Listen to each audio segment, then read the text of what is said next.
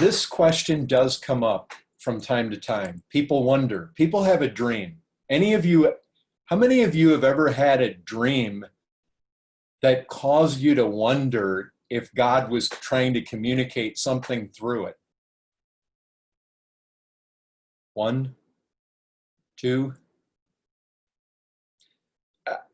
You know, I can vividly remember I had a dream years ago when we were first starting the church here, where I was trying to go up a hill. It was like a hill of difficulty. It got steeper and it got steeper. And finally, I just fell over backwards. It's like I'm going up the side of this thing and I just fell over. And the moment I hit, it was like I was suddenly empowered, and I sprang back up to my feet and on I went. And it was so real. Now, do I know it was from the Lord or not? I don't know, but it seemed so real and it seemed so empowering. So anyway, people have dreams. And so oftentimes the question comes, and some people have recurring dreams. And so the question often comes up, what am I supposed to do with those? How do I interpret those? What significance should I give them in my life, or lack of significance? I guess I would just ask the question, is there any indication in our Bibles that God gives dreams to people? Yes. What are some examples? Nebuchadnezzar. Well, I mean, he had a dream. I don't know if God gave him that dream, but yeah, it was a God-given dream. And then Daniel came along and he interpreted it. Who else has had dreams? Joseph. Joseph had dreams. Pharaoh had dreams that then Joseph went and interpreted. Obviously, the baker and the wine cup holder. Who was the one who had to go and speak to Paul? Was that in a dream too? That was. I think you're thinking about Agabus, and that he was actually a prophet. I think that was more a word that the Spirit had spoken. But I think that Paul wasn't the Macedonian call a dream. He was dreaming. Anyway,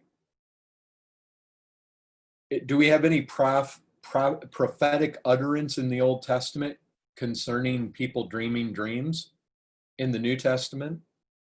Yeah, Acts 2 references the book of Joel. Yeah, exactly. So here's the thing. We can look at Scripture and say that it is very possible for somebody to have a dream that is given to them by God. But is there any indication in Scripture that some people have dreams or are dreamers and there's no validity or reality to it? Does Ecclesiastes not say that a busy life or something leads to many dreams? Something like that? And Jude actually speaks about, if you look at Jude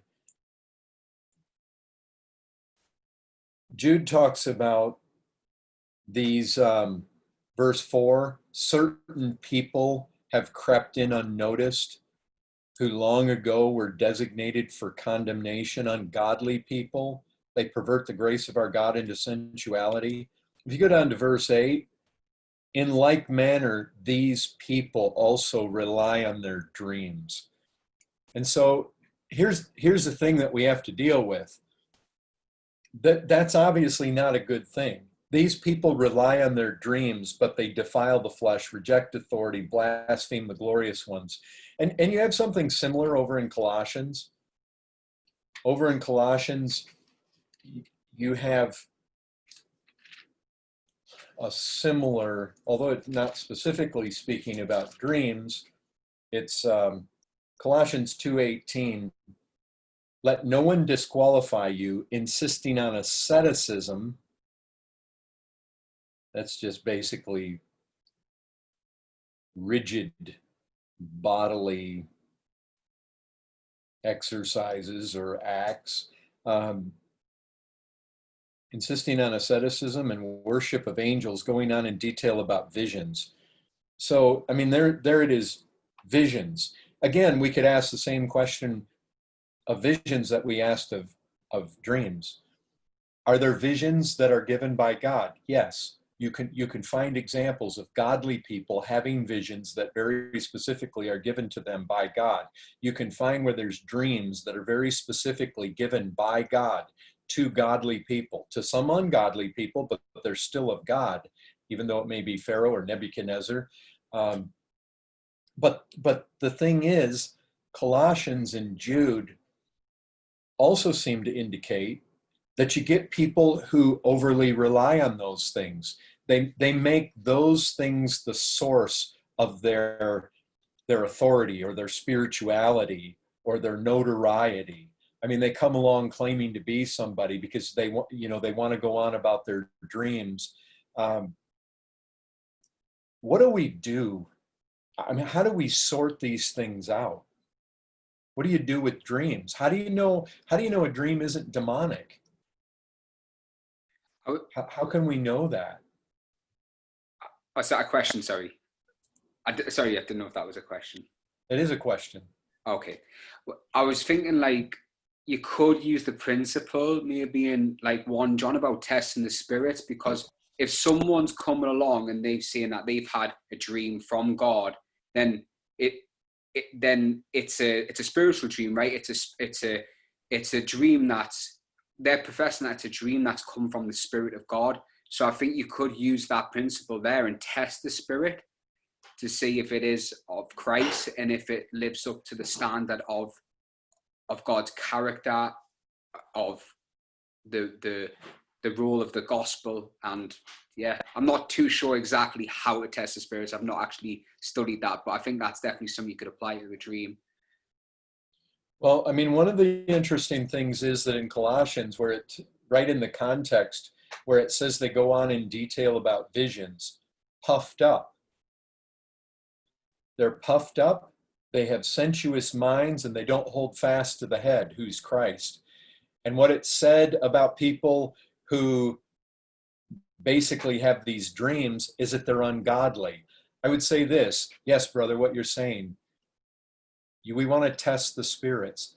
Or you think about what Scripture says, you know them by their fruits. I would say this, that I think we need to be careful, even as Christians, about what we do with dreams.